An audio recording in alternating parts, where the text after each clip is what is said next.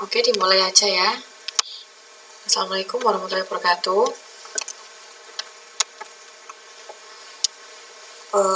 Hari ini pertemuan untuk materi yang terakhir insya Allah.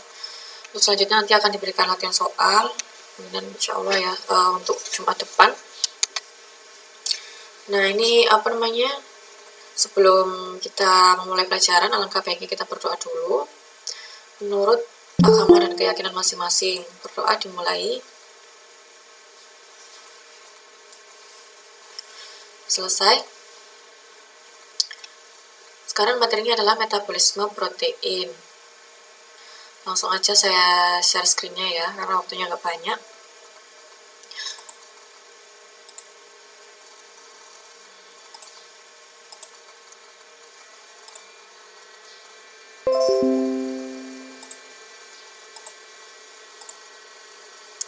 Nah ini untuk materinya metabolisme protein dibagi menjadi 3, yaitu penguraian protein. Nah ini sudah lengkap ya. Untuk metabolisme protein ini terbagi menjadi penguraian protein, metabolisme protein, dan biosintesis.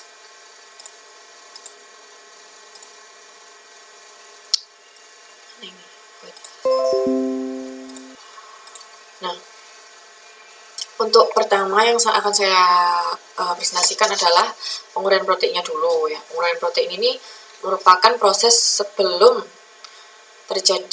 masuk ke gimana prosesnya sebelum masuk ke dalam tubuh. Kok bisa dicerna dalam sel, itu diuraikan dulu proteinnya, kemudian dilakukan metabolisme protein dalam tubuh, seperti itu ya. Nah, kemudian biosintesis protein ini adalah pembuatan protein seperti itu ya, atau zat-zat yang digunakan untuk biosintesis atau disintesis seperti itu ya, untuk pembuatan protein dalam tubuh.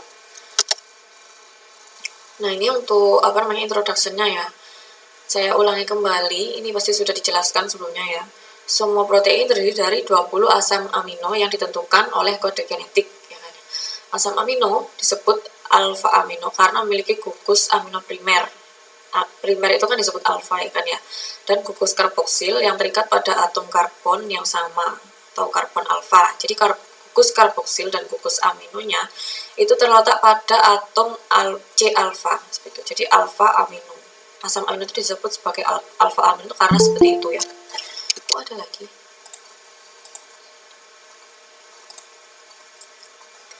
Nah, kemudian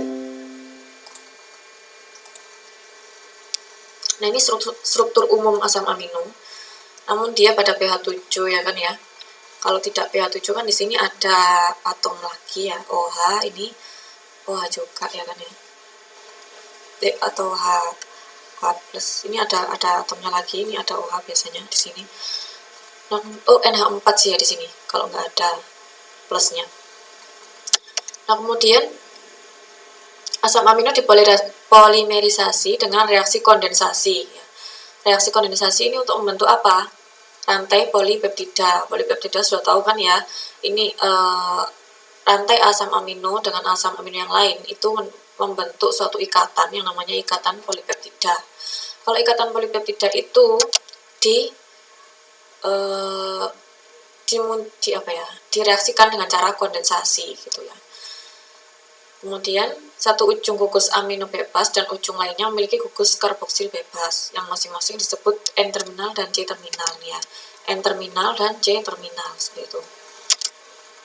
Jadi untuk gugus amino ini akan bergabung dengan asam amino yang lain, tapi bergabungnya dengan ini, dengan gugus karboksilnya, gugus karboksil dari asam amino yang lain seperti itu. Dan terus berantai sampai ya tidak ada habisnya seperti itu ya, sampai berapa jumlah yang tersedia di dalam tubuh atau dalam suatu organisme seperti itu. Nah, ini penguraian protein di dalam saluran pencernaan ada seperti ini ya. Di perut, pepsin menghidrolisis protein yang dicerna pada ikatan peptida yang tadi ya, pada sisi terminal amino atau sisi N-terminal tadi. Residu asam amino aromatik, ini jenis asam amino ya, kode-kodenya lah ini V. Aslinya itu tirosin atau apa gitu loh yang ini V, TRP ini tirosin, tripsin mungkin ya. Rantai polipeptida panjang terfragmentasi menjadi rantai peptida yang kecil. Jadi ini ada tripsin misalnya di pankreas, ada protease, ada ini pepsin, ini ya reagen-reagennya. Kemudian dia ini difragmentasi menjadi asam amino ya, lisin, arginin apa ini. Pokoknya ini nama-nama asam amino. Bisa dilihat daftarnya ini, bisa ada di buku atau di internet juga banyak ya ini ya. Jadi ini tuh untuk memecah menjadi lisin, arginin, ini ada lain-lain ya daftarnya. Nah, kemudian bagaimana sih penguraiannya? Jadi diawali dengan apa nih? Kan masuknya makanan ke lambung itu dapat menstimulasi mukosa ya kan. Mukosa itu terletak di dinding-dindingnya mukosa lambung ya, untuk mengeluarkan hormon gastrin seperti itu. Hormon gastrin atau gastric glands in stomach lining. Stomach ini adalah lambung ya. Kemudian merangsang sekresi asam klorida oleh sel parietal. Nah ini jadi dia tuh berfungsinya kalau ada makanan masuk ya. Kalau ada makanan masuk otomatis gastric gland-nya ini teraktivasi seperti itu. Nah, kemudian memicu sekresi asam klorida ini tadi. Nah, kemudian adanya asam amino di bagian atas usus tadi menyebabkan pelepasan ke dalam darah dengan hormon kolesitokinin yang merangsang sekresi beberapa enzim pankreas ya. Dan dengan aktivitas optimal pada pH 7 hingga 8. Nah, pH 7 hingga 8 ini jangan salah ya, karena ini hanya enzimnya. Sekresi beberapa enzim pankreas dengan aktivitas ini enzimnya, bukan asam kloridanya ya, seperti itu. Kalau di asam klorida itu tetap pH-nya ya jelas di bawah 7 seperti itu ya, asam. Campuran asam amino bebas yang dihasilkan diangkut ke dalam sel epitel. Jadi setelah dirombak oleh enzim-enzim yang ada di sini ya kan, kemudian dia menuju ke usus halus ya, dioptimalkan dengan pH-nya 7. Di usus halus ini, dan yang telah dihasilkan diangkut ke dalam sel epitel. Sel epitel ini ada sel epitel. Kemudian asam amino memasuki kapiler darah di villi.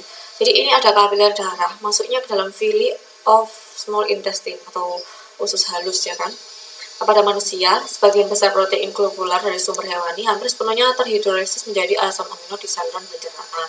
Jadi kalau sumber hewani itu hampir sepenuhnya terhidrolisis. Tapi ada beberapa protein berserat seperti keratin hanya sebagian yang dicerna. Selain itu, kandungan protein dari beberapa makanan nabati dilindungi terhadap kerusakan oleh sekam selulosa yang tidak dapat dicerna seperti itu.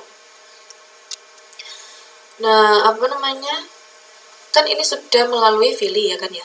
Berarti protein asam amino tadi siap diangkut ya kan, diangkut melalui dan diedarkan ke seluruh tubuh seperti itu ya.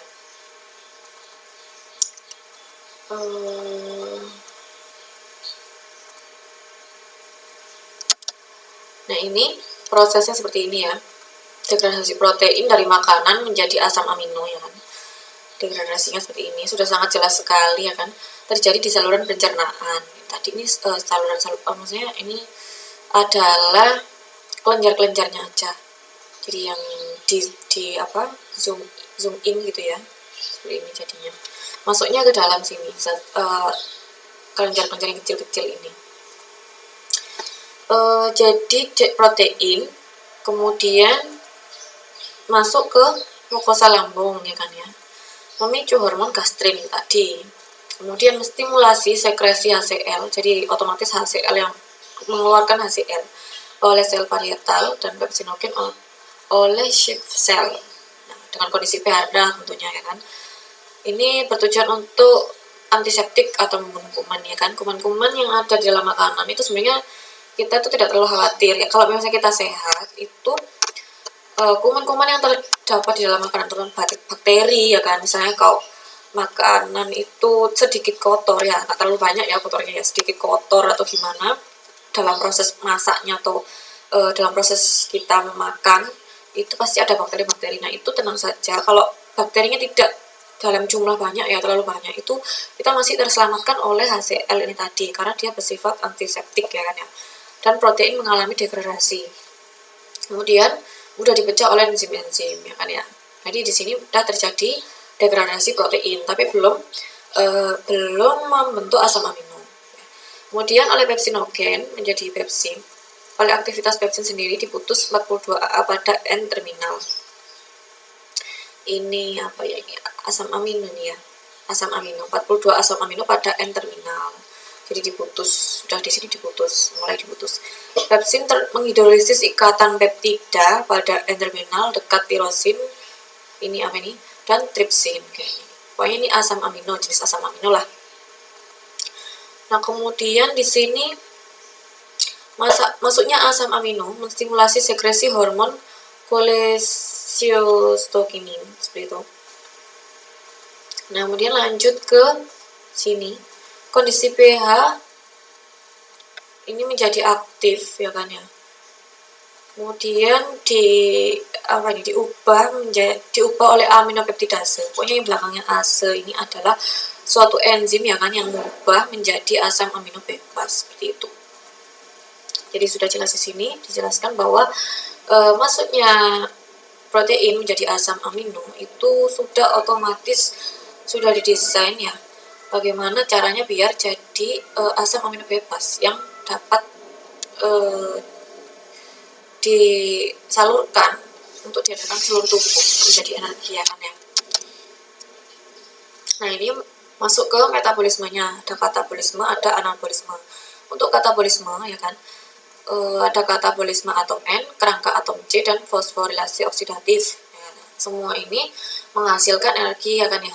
Kemudian untuk anabolisme ya kan, anabolisme ada non esensial dan anabolisme esensial. Nah, di sini lanjutannya untuk biosintesis protein ada replikasi DNA, transkripsi, dan translasi. Kalau ini tidak saya jelaskan banyak karena ini sudah berulang-ulang ya, di SMA sudah sering kayak yang replikasi DNA, terus DNA dari kode-kodenya itu menjadi berapa setelah direplikasi, itu kan sudah sering sekali ya. Saya bahas yang di perkuliahan aja, lalu untuk hal yang terbaru saja seperti ya. Kalau di buku tuh banyak sekali dijelaskan replikasi, transkripsi, translasi, ini sudah sering. Jadi mungkin daripada bosan kayak gitu ya. Nah, ini untuk katabolisme asam aminonya, katabolisme atom N ya terutama ya. Ini terjadi transaminasi. Nah, transaminasi ini apa sih? Jadi perubahan proses dari asam amino menjadi asam ketuk atau merupakan proses perubahan protein menjadi zat yang dapat masuk ke siklus Krebs seperti itu ya.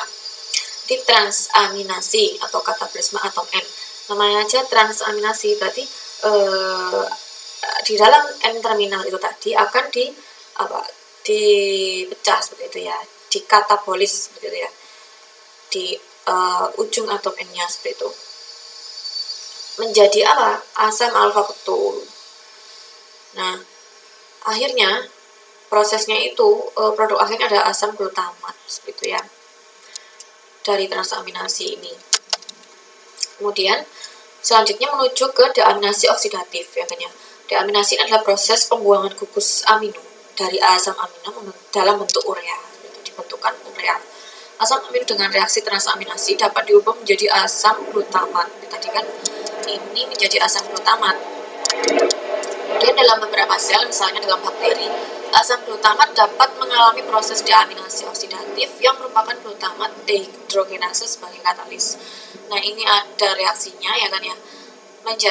Jadi dari asam glutamat yang dihasilkan oleh transaminasi ini menghasilkan alfa ketoglutarate ya. Itu nanti akan dialirkan lagi menuju ini dekarboksilasi ya, atau kerangka atom C, dekarboksilasi ya, karboksilasi gitu ya. Jadi setiap asam amino mengandung paling tidak satu gugus asam amino, yaitu jelas ya, sehingga membutuhkan mekanisme khusus untuk memecah gugus asam amino dengan kerangka C-nya. Setelah pembebasan gugus asam amino melalui reaksi tadi transaminasi, deaminasi, dan kerangka atom C atau dekarboksilasi, kerangka karbon 20 ini mengalami degradasi lebih lanjut melalui lintas atau jalan yang berbeda-beda menuju siklus asam sitrat atau siklus Krebs. Oh, nanti ada dijelaskan. Nah, seperti ini ya. Jadi kan apa ini tadi? Seperti ini tadi ya, alfa ketoglutara tadi masuk sini. Kemudian menuju ke asam alfa ketoglutarat ini ke siklus Krebs, kemudian menuju ke sini, dan ini waktunya berjalan lebih cepat ya daripada dia dalam bentukan asetil CoA ini. Seperti itu, jadi langsung menulis sini. Nanti ada listnya. Nah, ini kemudian selanjutnya ada fosforilasi oksidatif ya kan ya.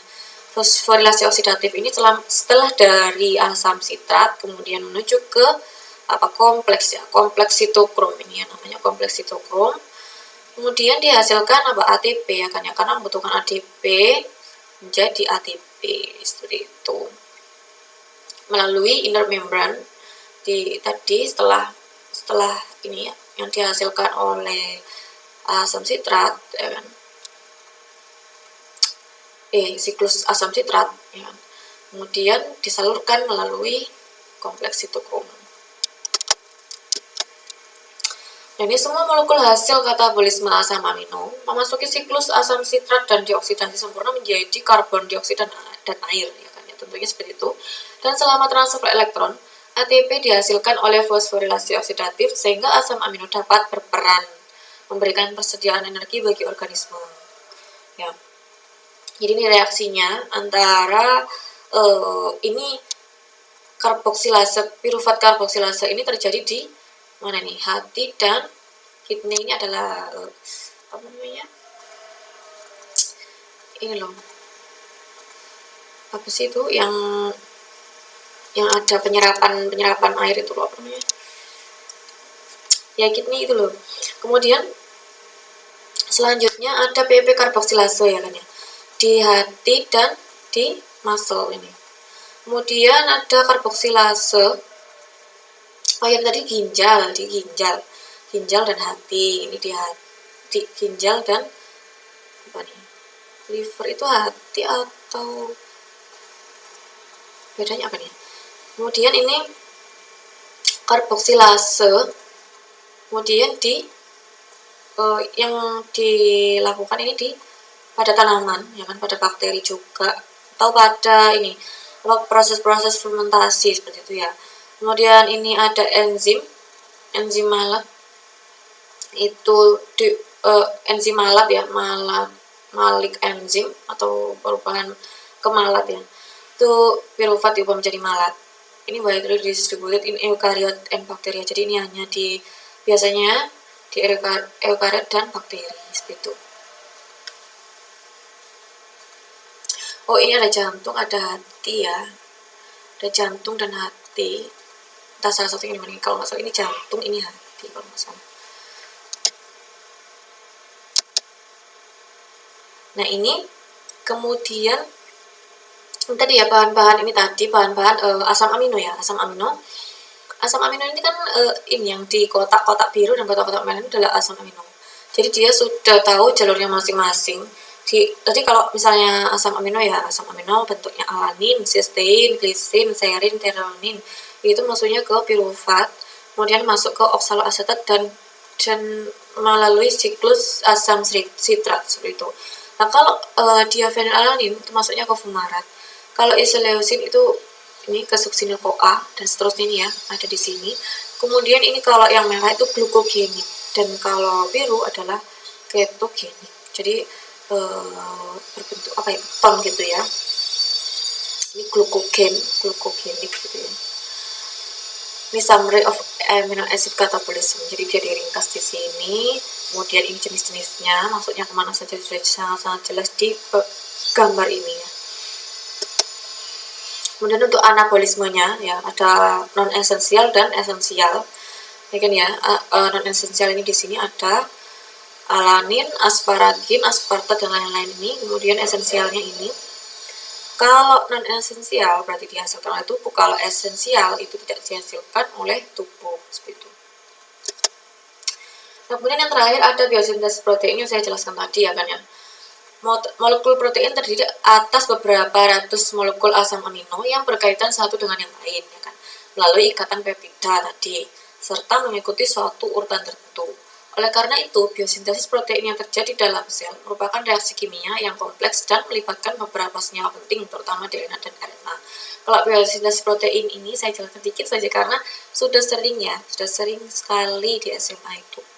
Replikasi itu adalah direplika ya. Sintesis DNA yang baru terjadi pada nukleus. Dalam proses ini memerlukan bantuan enzim. Tugasnya untuk melepas basa dan ikatan hidrogen. Ketika proses ini berlangsung, pada induk DNA terjadi pembentukan anak DNA berbentuk serupa dengan induknya. Tinggal direplika saja, serupa dengan induknya. Kemudian untuk transkripsi, tahapan di mana DNA nantinya membentuk RNA yang caranya menguraikan kode genetik. Jadi diuraikan dari DNA-nya kemudian menjadi RNA. Itu kan ya. Lawannya ACG seperti itu ya. Untuk translasi, proses dalam menerjemahkan kode kodon dari RNA-M yang akan menjadi asam amino serta dapat membentuk protein seperti itu. Jadi asam-asam amino yang telah disusun nanti melalui ini ya, kemudian menjadi protein ya kan. Protein itu terdiri dari tadi minimal 20 asam amino ya kan ya. Setiap urutan basa nitrogen yang tak sama akan diterjemahkan menjadi asam amino yang tak sama juga.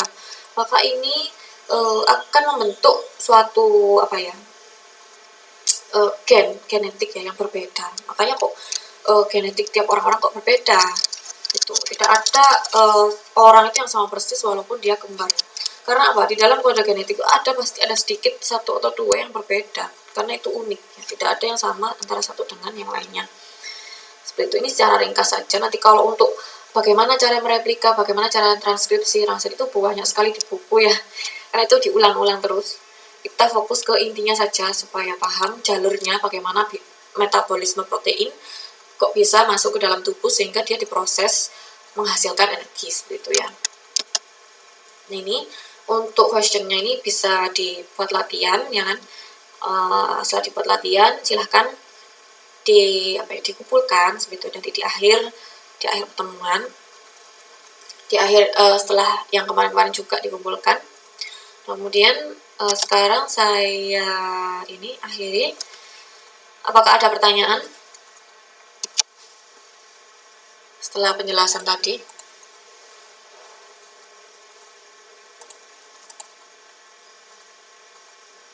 Apakah ada pertanyaan?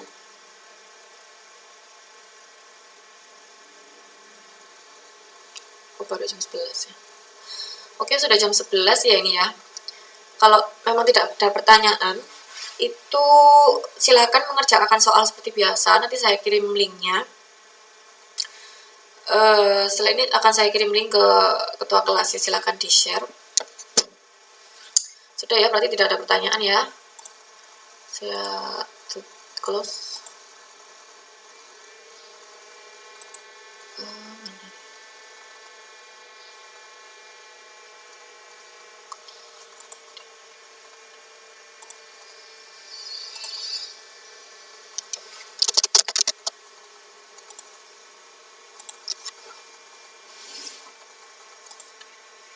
Oke, silakan diisi dulu biodatanya, kemudian saya akan kirim PPT-nya.